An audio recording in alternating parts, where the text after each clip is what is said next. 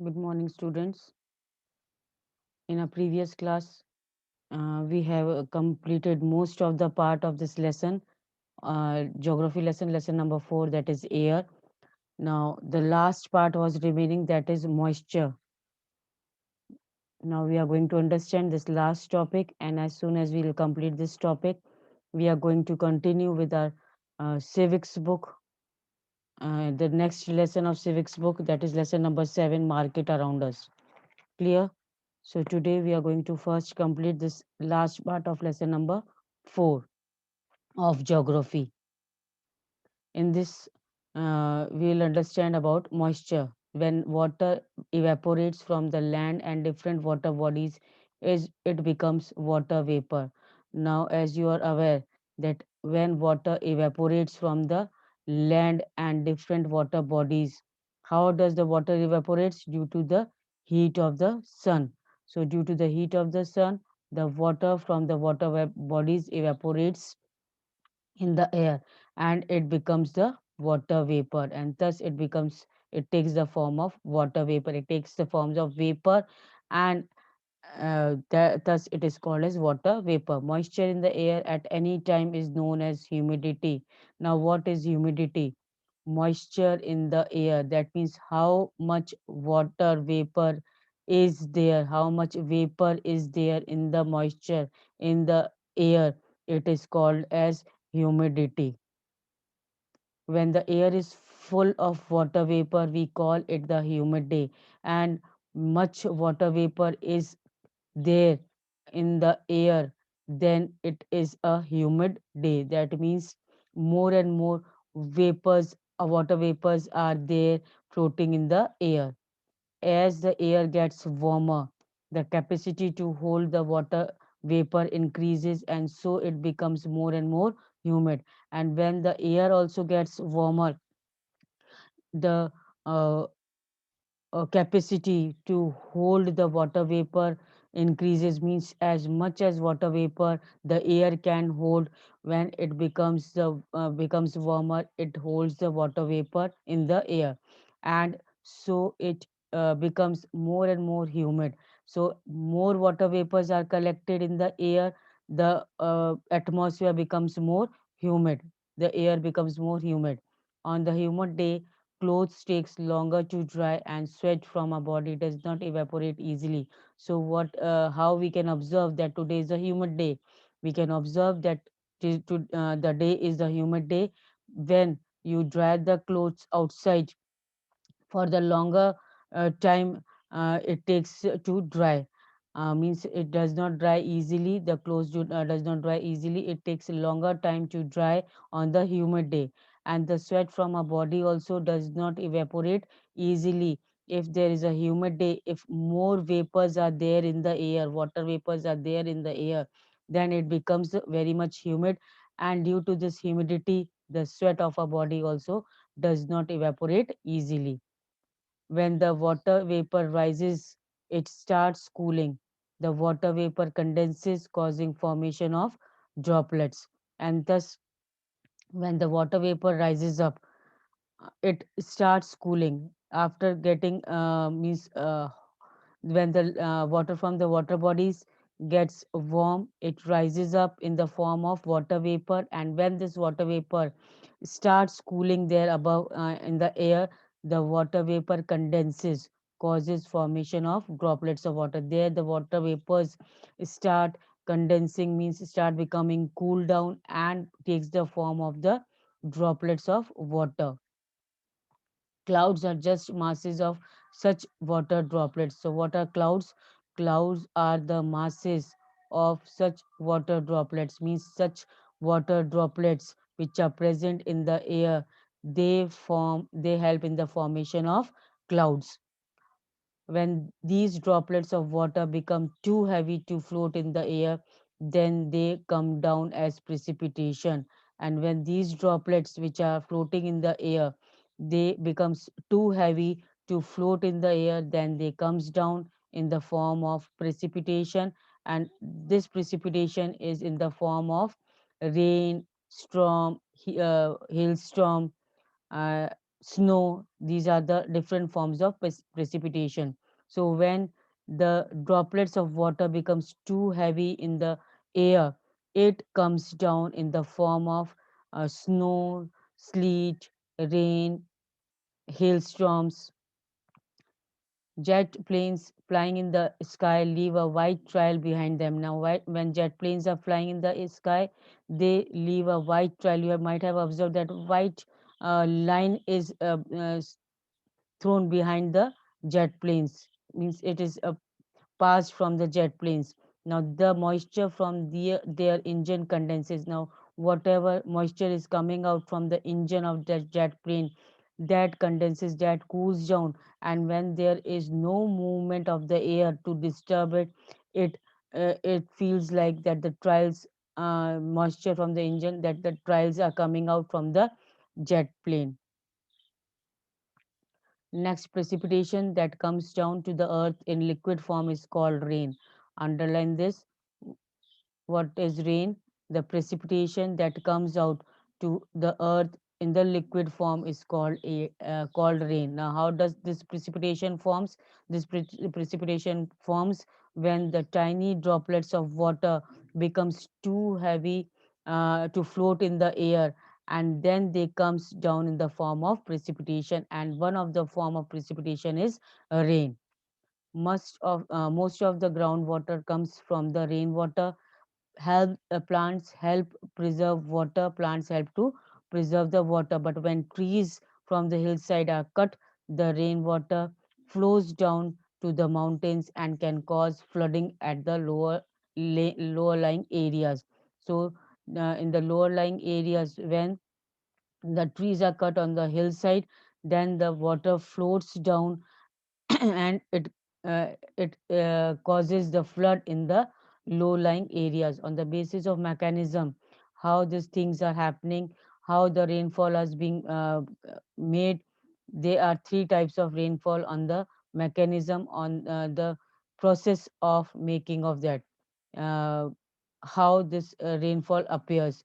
The first is conventional rainfall, orographic rainfall, and cyclonic rainfall. The first foremost we'll read about the cyclonic rainfall. Uh, in the cyclonic rainfall, the warm air from the water bodies rises up due to the heat of the sun. And as soon as the warm air rises up, the cold air takes the form, fills the gap of that warm air, and then uh, this comes in the form of rain. When it is collected in the form of clouds, the tiny droplets, in the water vapor, in the form of water vapor, the warm air rises up, it takes the form of water vapor, tiny droplets are formed, then it comes back in the form of precipitation, and that form is rainfall. So this is the way the cyclonic rainfall appears. That means it is in the way of cycle. Warm air rises up, cold air takes place of it, and then it comes down in the form of rain. Now, next, relief or orographic rainfall. In this, the moist air is there, which moves from the hilly regions to up and rises up, takes the form of cloud, and then when in the hilly areas, when the rainfall is there, it is termed as relief or orographic rainfall. Next is conventional rainfall. In this, we have seen that the rainfall in this, the warm air rises up.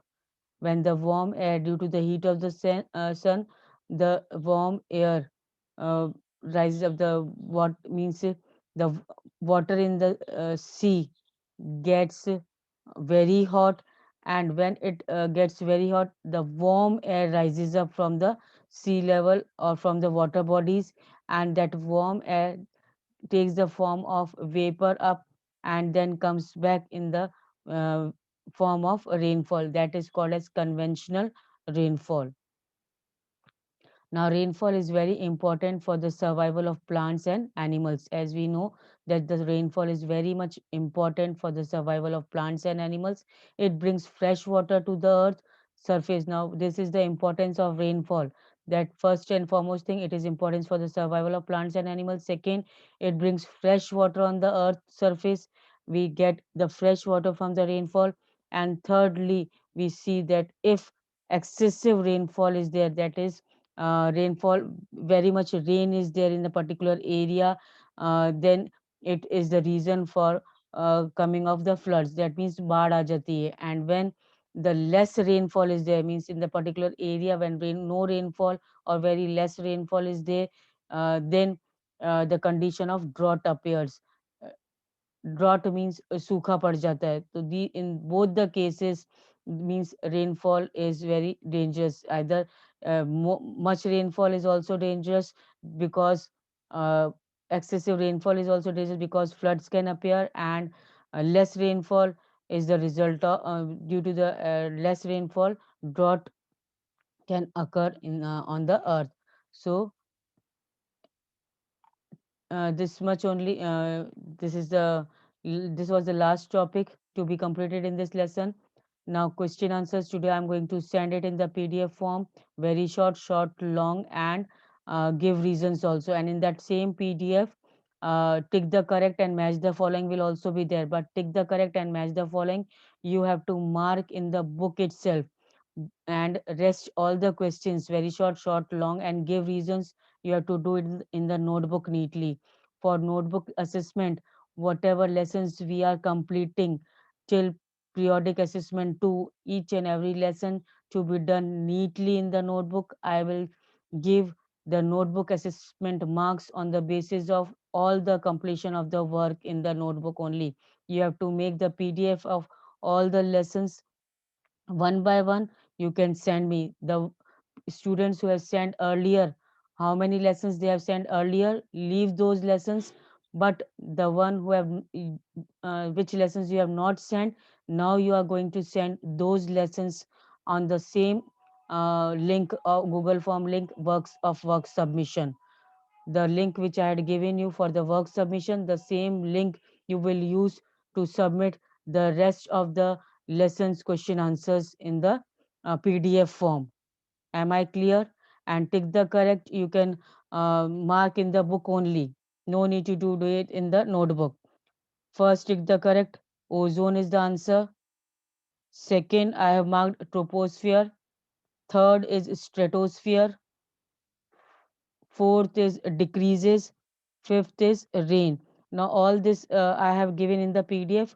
Just you mark in the book only, and match the column also. Trade winds are the permanent winds. Lu is the local wind. Monsoon is the seasonal wind. And wind, what is wind? Wind is the horizontal movement of the air.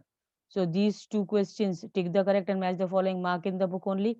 But the rest, whatever given in the PDF, you have to do it in the notebook neatly, because anytime I can ask for the notebook assessment work, as most of you have not submitted the subject enrichment activity. I have given straight away 0 to them. And if notebook assessment also you will not submit, I will give you 0. So whatever work submitted earlier, it's okay. You will submit from the next lessons which you have completed. Clear? Now that's all for geography. This was the last lesson for geography. Now we come to civics lesson.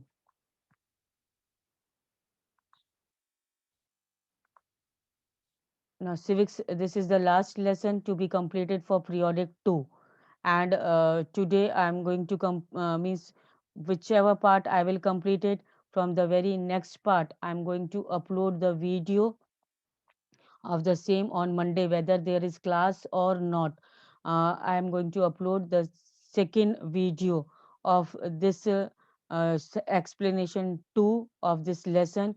You can go through that explanation 2. Today will be the explanation 1, and Monday you will get the explanation 2. I will send the link in the group. You can click on the link which is given to you in the group, and then you can understand the second part, that is second explanation of this lesson. Clear? Now this is the eighth in the book, it is given eighth by, but in the syllabus it is written seventh lesson, market around us. So market around us, we go to the marketplace to buy many things. As you know, you are well aware of, everybody is well aware that whenever we need to buy anything, the special essential items we want to buy, we go to, often we go to marketplace. We is for small things and all, grocery, rice, dal and all, we go to the nearby marketplace. And if for festivals and also, we go with our parents to buy the uh, clothes and all, purchase the new clothes and all. So we are all aware about this market area. So there are different types of markets. You will find the markets are a type of shops, whatever shops, nearby shops are there, small or big, or that is called also a market, because you are getting the things over there also. Then hawkers stall is also there. Then hawkers stall is in our neighborhood. Then hawkers stall means a place where vendors, all the vendors are standing at a given area, and there they sell the things on the uh, their carts and all. And that particular area is also a type of marketplace where you will get the things of your daily needs. Then the weekly market is there. In this weekly market, you will find that once a day, once in a week, uh, you will have this type of market. That is, a particular day is chosen. On that day, the shops are put in the morning, set up in the morning, and by the evening those shops again move to the another place. That means the shopkeepers wind up the things till the evening. So that is called as weekly market, means once a week, the day is chosen for their that in that place, that is Monday market or Tuesday or Wednesday or Saturday market. That type of weekly market is set up. Then next is large shopping complexes. Now large shopping complexes are also considered as a marketplace, because there also you buy the things. And even the malls, big malls are considered to be a marketplace where you can get the things, important things which are of your daily requirement. So in this chapter, now we are going to read about each and every type of market in detail. First, weekly market. A weekly market is so called because it is held on the specific day of the week. Now, what is this weekly market? Weekly market is the market which is held on the specific day of the week. Means on a particular day is chosen on which this market is set up. Weekly markets do not have the permanent shop. The most important thing about weekly market is that they do not have their permanent shop. Morning, the traders come with their things. They set up the things over there at that particular area, and they sell the things the whole day over there. And by the evening, they go back to their homes, and the very next day again they go to the next area where the weekly market is to be held. So in this way, the weekly markets take place. Now there that is why we say that there is no permanent shops in the weekly market.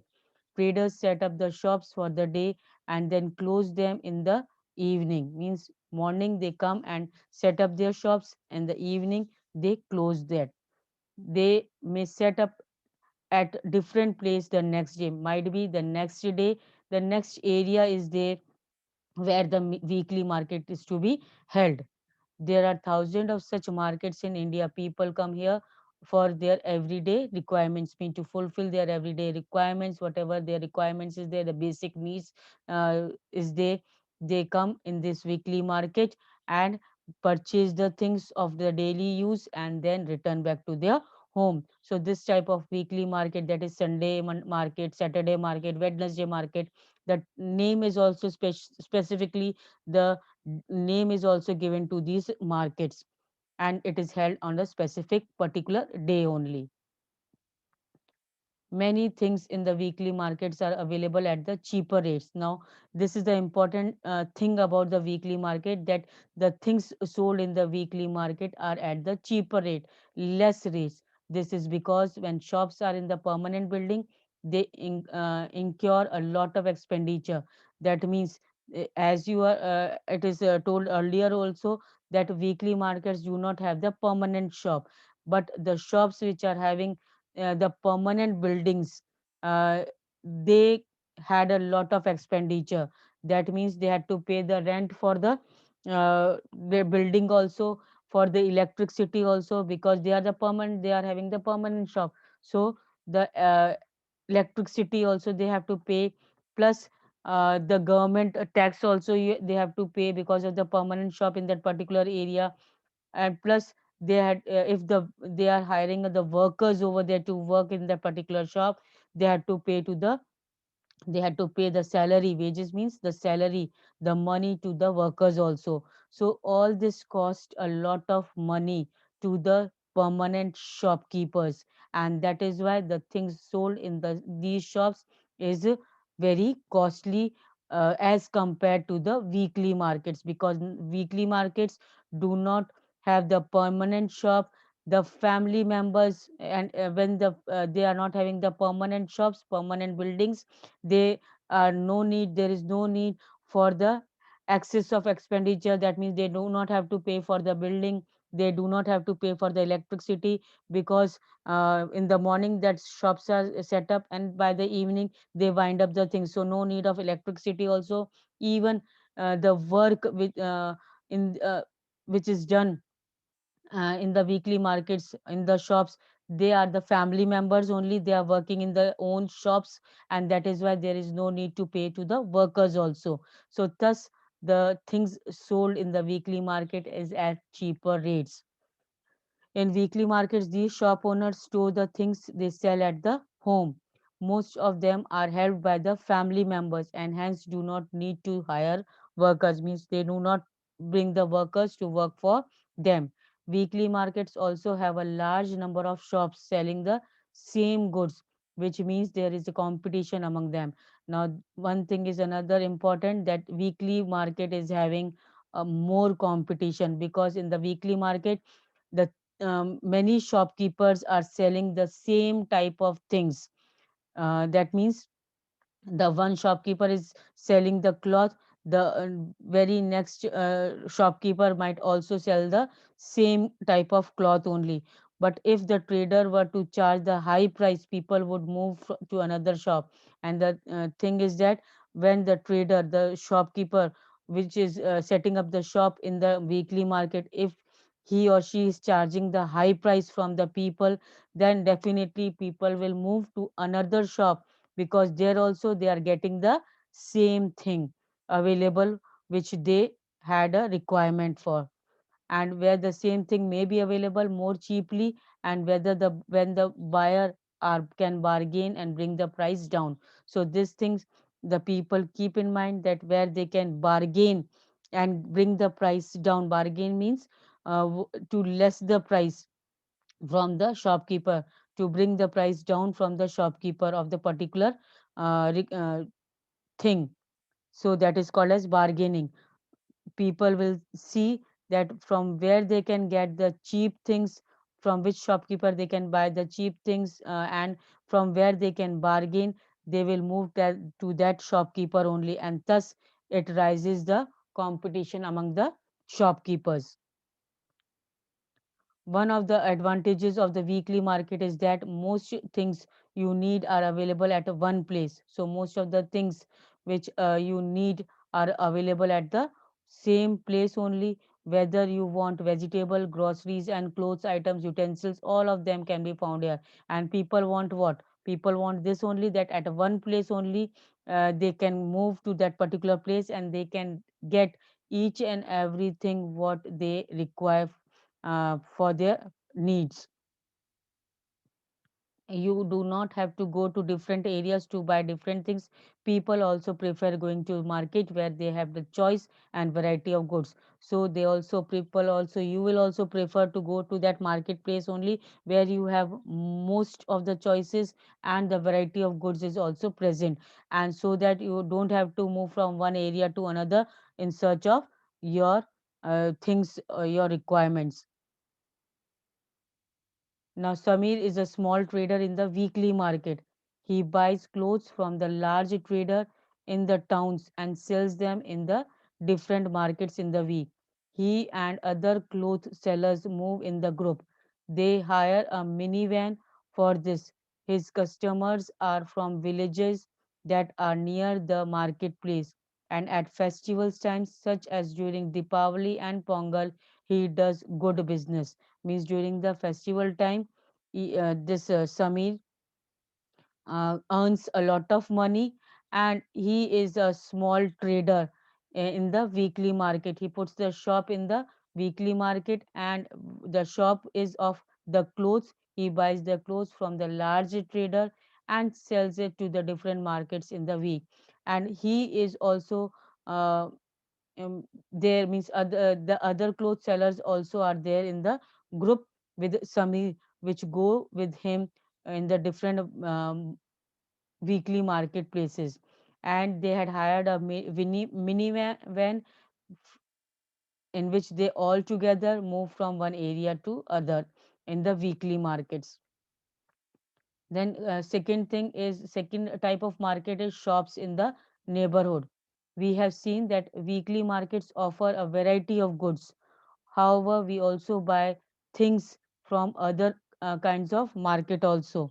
And there are many shops that sells goods and services in our neighborhood. Now you will prefer not going to the long distances to just get one or two things, but you will prefer to move to the shops which are in your neighborhood only. So there are many shops which sell goods and services in the neighborhood area only. We may buy milk from the dairy, groceries from the departmental store, stationery, eatables, medicines shops, uh, from the shops. That means the neighborhood shops only you can get all the things of your requirement, and you need not move to the other, means to you need not go to the long distances to fetch the things for you. Many of these are the permanent shops, and these neighborhood shops are the permanent shops, while others are the roadside stalls, such as that of the vegetable hawker, the fruit vendor, and the mechanic, etc. So these neighborhood shops, in these neighborhood shops, permanent shops are there.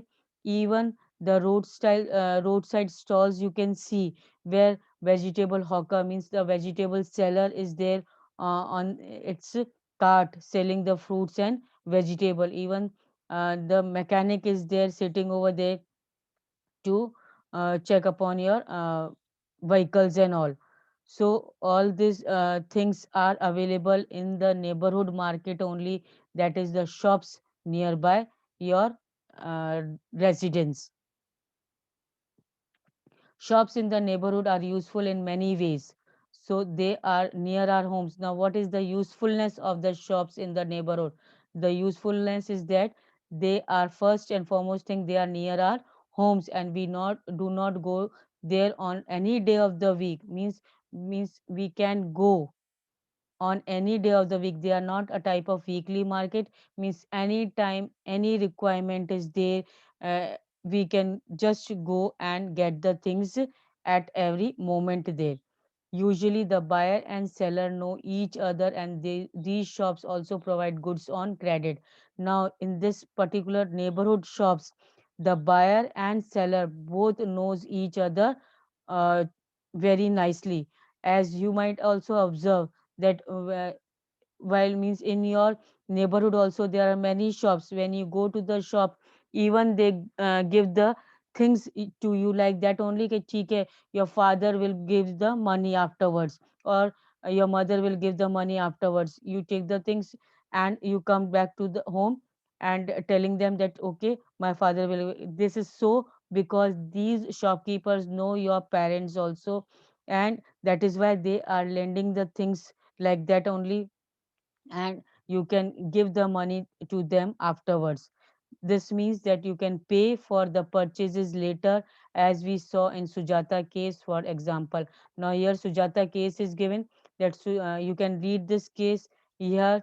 Sujata and Kavita, they are both going to the grocery shop in the neighborhood area only, and they give the list to the shopkeeper, and they buy the things, and they do not have to give the uh, money to them, because the shopkeeper had noted all the things which they have taken, and can uh, they means the shopkeeper can get the money from the parents afterwards also. You might have noticed that there are different kinds of sellers even in the neighborhood markets. Some of them have permanent shop, and others sell their goods on the roadside. Now, you have also observed that different kinds of sellers are there in the neighborhood market. Some do not have permanent shop, or some have the permanent shop. So, though both types of shops are there in your neighborhood market.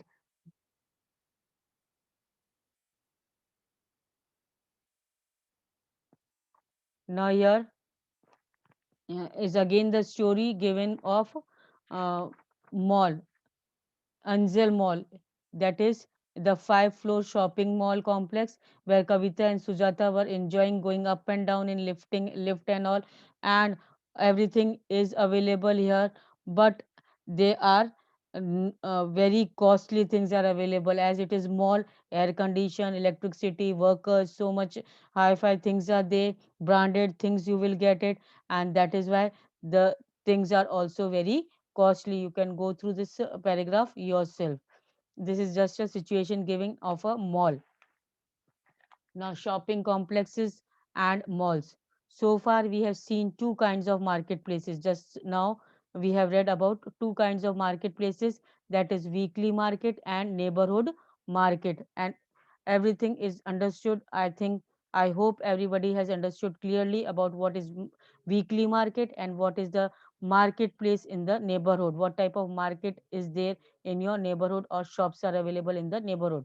Now, there are other market also in the urban area, in the towns and all. There are other types of market also that have many shops, popularly called as shopping complex. So you can underline this: in the urban area many shops are there, popularly called as shopping complexes. And these days in many urban areas you also have a large multi-storied air conditioned buildings with shops of on the different floors, known as malls. Now, what are malls?